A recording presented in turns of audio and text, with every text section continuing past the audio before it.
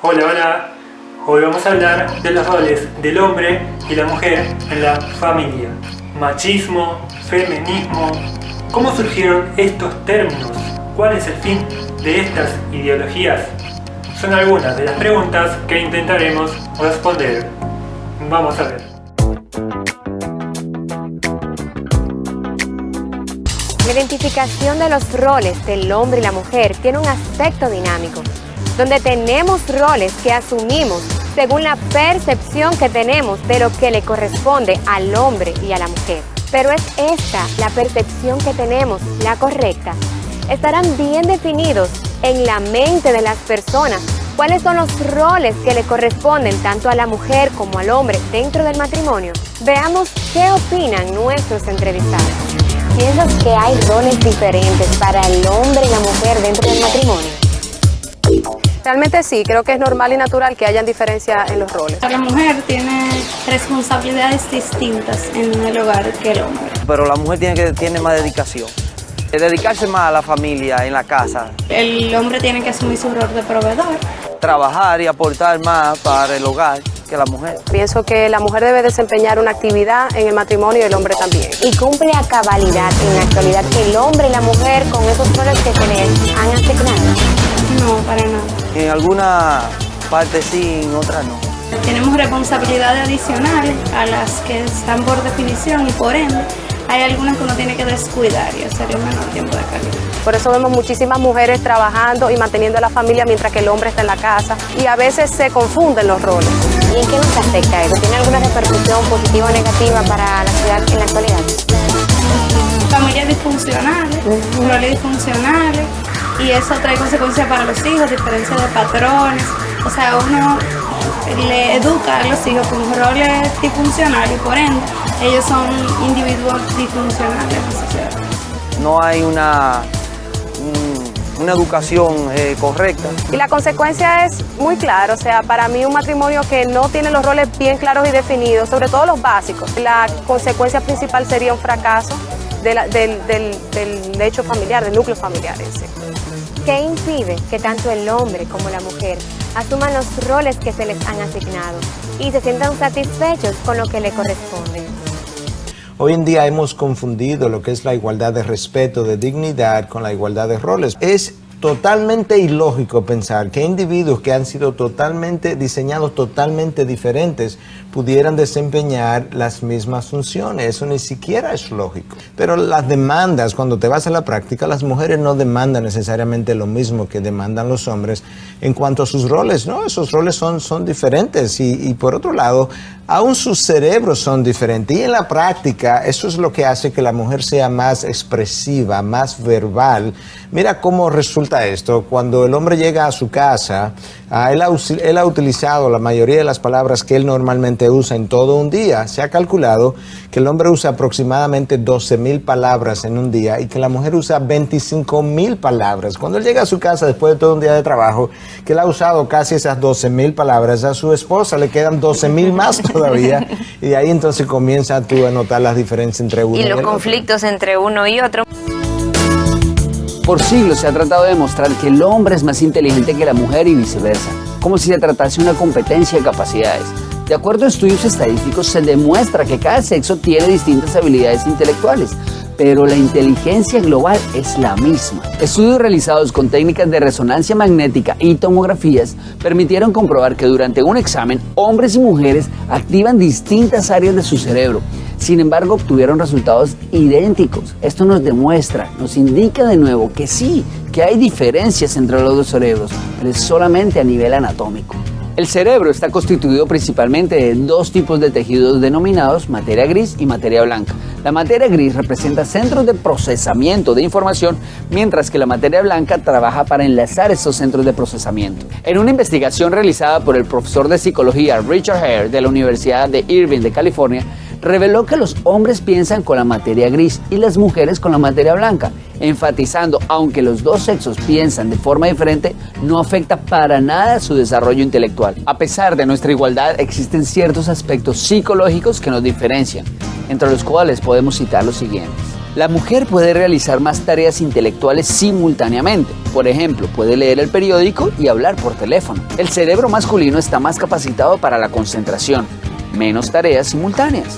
Por ejemplo, al leer el periódico disminuye la agudeza auditiva. El cerebro femenino puede identificar emociones ajenas con más precisión. El hombre tiene mejor sentido de orientación. La mujer tiene mejor capacidad para el lenguaje y mejor memoria. A pesar de las diferencias, desde la perspectiva de Dios, se espera que el hombre y la mujer puedan vivir en sana convivencia. Él mismo lo plantea en Génesis 2:18. Y dijo Jehová Dios, no es bueno que el hombre esté solo. Le haré ayuda idónea para él, refiriéndose a la mujer como la ayuda adecuada para el hombre, siendo formada de su misma esencia en naturaleza, espiritualidad e inteligencia, ninguno superior o inferior a otro, de modo que puedan complementarse entre sí, creando un balance. Dios los creó diferentes, con diferentes habilidades, no como rivales, sino cada uno como complemento del otro. La rivalidad entre los sexos son solo consecuencias del pecado y de las presiones sociales. Dios creó dos individuos muy diferentes precisamente para que cuando Él los uniera en matrimonio, el producto final, resultado de esa unión, fuera algo superior. Y quizás pudiéramos ver algo en la vida práctica de cómo ocurre. Tú tienes el cemento y lo unes con varilla. ¿Qué es el resultado de eso? Es que el cemento le da la estructura, la rigidez necesaria que tú necesitas en la construcción. La varilla le da a la estructura la flexibilidad necesaria para resistir temblores de tierra, terremotos. Y ahora tú tienes dos productos muy diferentes, con constituciones muy diferentes. Buenos en sí cada uno. Buenos en sí cada uno. Cuando los une, tú obtienes un producto superior que combina rigidez con flexibilidad. Y eso es la ilustración. Pero mira cómo Dios lo dice en la palabra de Dios de Eclesiastés 4, del 9 al 12. Más valen dos que uno solo, pues tienen mejor remuneración por su trabajo. Porque si uno de ellos cae, el otro levantará a su compañero. Pero ay del que cae cuando no hay otro que lo levante. Además, si dos se acuestan juntos, se mantienen calientes, pero uno solo, ¿cómo se calentará? Y si alguien puede prevalecer contra el que está solo, dos lo resistirán. Un cordel de 3 hilos no se rompe fácilmente. Ese cordel de 3 hilos, ¿verdad? Es Dios el tercero que está entre ellos.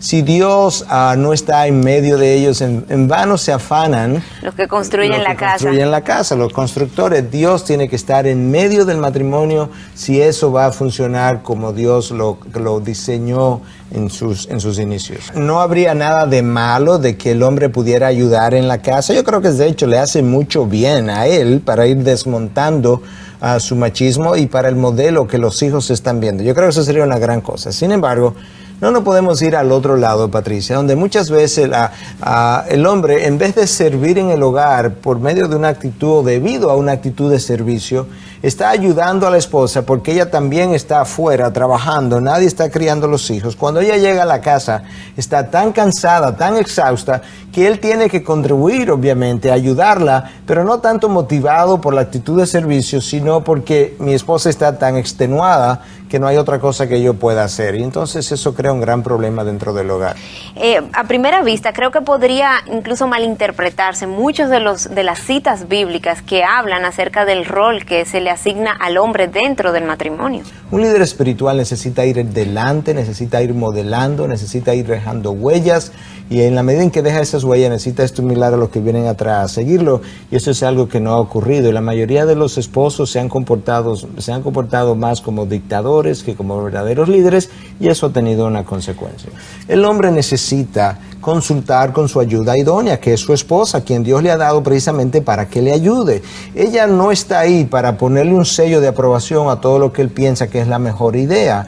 El pensar que la esposa, como ayuda idónea, no puede cuestionar las decisiones de su esposo, es concederle al esposo la calidad o la característica de infalibilidad que solamente Dios tiene.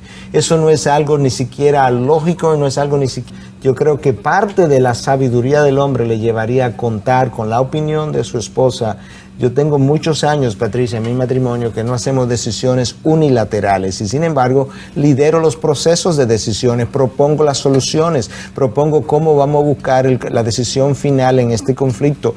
Pero al final, lo peor que nosotros pudiéramos hacer es algo que es una sola carne, estar tomando decisiones de manera unilaterales, porque no vamos a recibir el beneficio de esas decisiones. ¿Qué tanto de verdad hay en que el hombre no ame a su mujer cuando se impone como líder?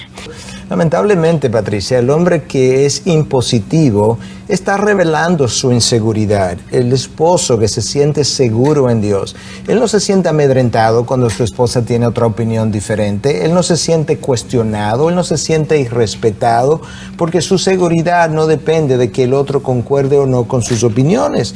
Él necesita sentirse seguro en Dios y con esa seguridad necesita continuar amando a su esposa incondicionalmente, como establece Efesios 5:33. Parte de las responsabilidades, entonces. Eso es parte de su responsabilidad, que él necesita, aun cuando la esposa no se comporte de la mejor manera posible, él tiene una obligación de amarla incondicionalmente, como Cristo amó a la iglesia, que tampoco se ha comportado de la manera que debe comportarse, y Cristo no ha dejado de amar a esa iglesia. El amor es paciente, es bondadoso, el amor no tiene envidia. El amor no es jactancioso, no es arrogante, no se porta indecorosamente, no busca lo suyo, no se irrita, no toma en cuenta el mal recibido, no se regocija de la injusticia, sino que se alegra con la verdad. El esposo tiene que hacer todo eso con su esposa. Como parte de su responsabilidad. De su responsabilidad. Eso no es fácil. Eso no lo hacemos siempre bien, pero eso es donde tenemos que apuntar. De ahí que el amor sea una acción, una decisión, más que una emoción, más que un sentir que él tiene que amarla. So, hemos escuchado muchas veces que si el hombre es la cabeza, la mujer es el cuello, y que esa cabeza va a ir donde gire el cuello. ¿Qué tan real es esta expresión en la realidad nuestra latinoamericana? Es así en muchos hogares, en ausencia del esposo. No está ahí físicamente, no está ahí emocionalmente, no está ahí espiritualmente, se produce un vacío. Donde quiera que haya un vacío, alguien tiene que llenar el vacío. Y esa es la realidad por la que muchas mujeres dicen, sí, él puede ser la cabeza, pero yo soy el cuello, porque en su ausencia los hogares muchas veces funcionan conforme a como esa mujer en ese matriarcado está liderando. El movimiento feminista que nosotros hemos visto es una reacción, no estoy justificándolo, pero lo explico, es una reacción a la falta de liderazgo masculino en el hogar conforme al diseño de Dios. Esa es la consecuencia. Bueno, el diseño puede ser abusado y ha sido abusado, pero no podemos dejar de enseñar el diseño porque puede ser abusado. Toda enseñanza de la palabra de Dios en algún momento ha sido tergiversada y abusado. De manera que no podemos usar eso como una excusa para no enseñarla. Pero como consecuencia, ¿qué tienes? Tiene una esposa insatisfecha.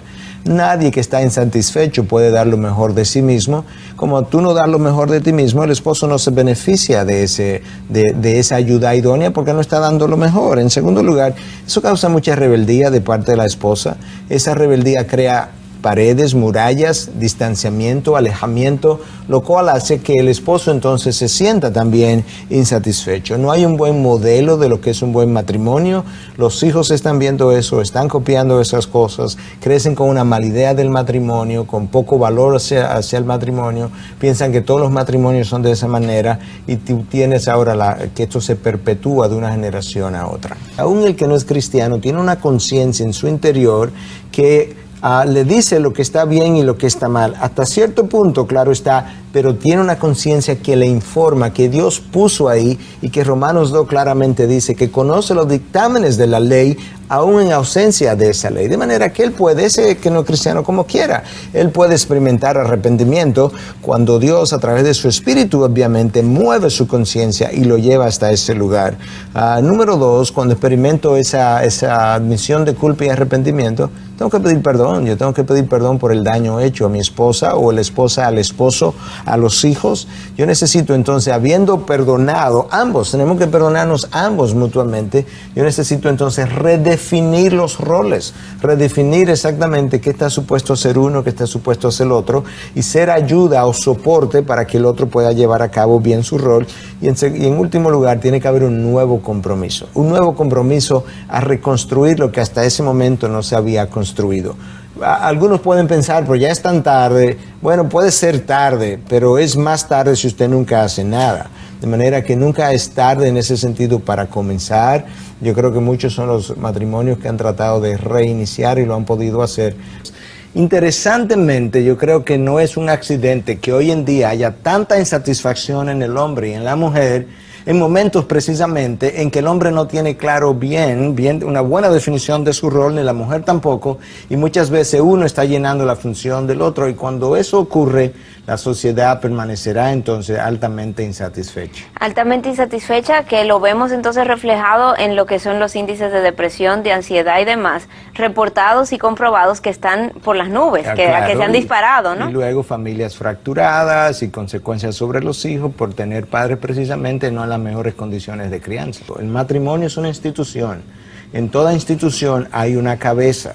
De manera que para que la institución funcione bien, debe haber alguien que sea reconocido como cabeza, y en este caso Dios, que diseñó el matrimonio, entendió, por razones que entenderemos mejor después, que el hombre debía ser la cabeza. En un equipo de pelota hay un manager que es quien toma la decisión final, pero él escucha, él observa, él se da cuenta cuáles son las debilidades y fortalezas de sus peloteros y los usa conforme a sus mejores habilidades, en sus mejores momentos, y él tiene la responsabilidad incluso de estimularlos a desenvolverse en esos roles y a desarrollar esas fortalezas. Él es un manager, es una cabeza, pero él tiene personas con quienes trabaja, quienes estimula, quienes desarrolla para que puedan hacer sus roles de mejor manera. Es necesario crecer como individuos antes de dar un paso tan importante como es el matrimonio. Realmente la lucha de los sexos comenzó en el jardín del Edén, después de la caída de Adán y Eva, cuando Dios dice el deseo será para tu marido. Él no se está refiriendo al deseo sexual,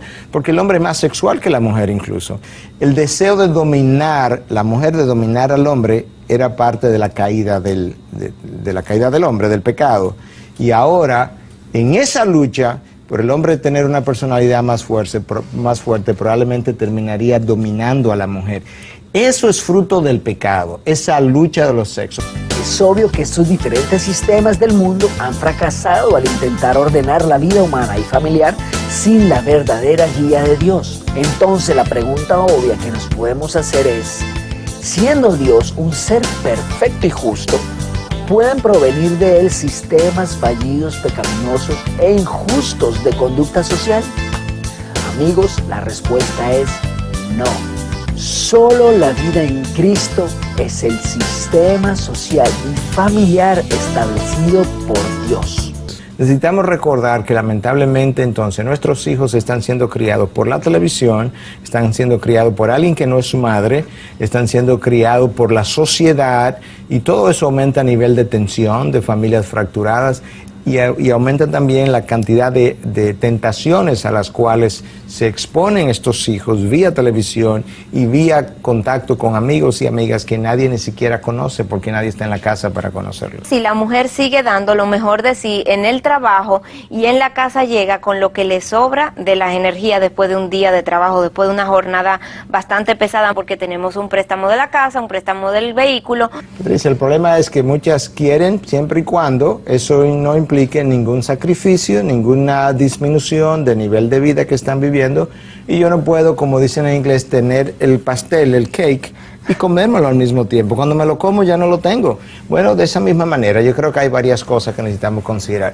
Necesito comenzar a planificar de manera que si necesito disminuir mi nivel de vida, quizás no puedo mandarlo al mejor colegio, pero sí le doy la mejor educación moral y cristiana que puedo darle. Entonces ahora comienzo verdaderamente a poner las cosas en prioridad. Nosotros hemos sobreenfatizado la preparación académica, y hasta el cristiano ha hecho eso, por encima de lo que es la preparación moral. ¿Tú quieres saber el resultado de eso? Lee los periódicos, mira la sociedad. Tú te das cuenta que el problema está no hay afuera, el problema comienza adentro en los hogares. Cuando tú no tienes familias fuertes, no puedes tener sociedades fuertes. Cuando no tienes familias morales, no puedes tener sociedades morales. Cuando no tienes familias responsables, no puedes tener sociedades responsables.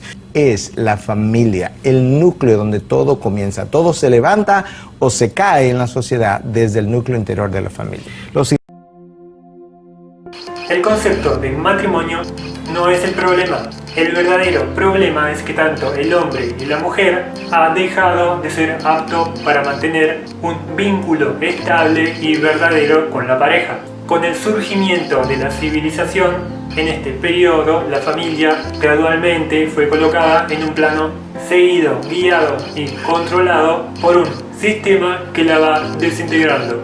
Otro problema es la civilización, donde una idea puede hacerse viral y convertirse en una concepción. En cierto sentido, nos deshumaniza, de modo que es una licencia para hacer lo malo, donde el 90% del contenido se encuentra en ella, gobernadas por una parte que no conocemos, la Deep Web, la parte oculta, la verdadera cara de esta idea, el fin con el que se creó, lo que obviamente no podemos encontrar a través de los motores de búsqueda tradicionales, donde muchas organizaciones gubernamentales operan y han clasificado este lugar como un refugio de delincuentes, de contenido ilícito, ilegal, para transgredir el alma humana, donde se mueven códigos políticos, personas poderosas que intercambian conocimiento oculto para dominar el mundo sin que nosotros lo sepamos, como sectas, masones, illuminatis, conspiraciones, etc.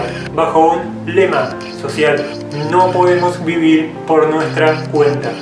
De ahí viene la idea de civilización, con la idea de enlazar al mundo en una ideología, en un solo credo, donde casi todo el mundo da por sentado la civilización. No tienen ni idea de lo que es un verdadero barbarie, o de lo rápido de que la gente civilizada puede convertirse en animales cuando les cortas el suministro. Esa idea de insuficiencia personal, interconectando al sistema hombre, siendo dependiente de lo efímero y esclavos a una estructura de poder, donde al fin alguien tiene injerencia, poder sobre nosotros para inducirnos a la mentira, donde se aproxima aceleradamente el dominio del mundo por un hombre que despertará supuestamente todopoderoso, que siempre quiso ocupar el lugar de Dios desde el principio, un ser descrito en los más remotos escritos de la ley, en las profecías, el anticristo. Todo esto está escrito en el libro de la ley, en la Biblia. Tiene que pasar para que se cumpla su propósito, para que se cumpla la ley, el libro de la vida, donde están escritos los orígenes, la actualidad y el fin del mundo. Hoy estamos viviendo principios de dolores, la prueba evidente de que Dios no se equivoca, de que Dios no falla y de que la palabra de Dios se está cumpliendo.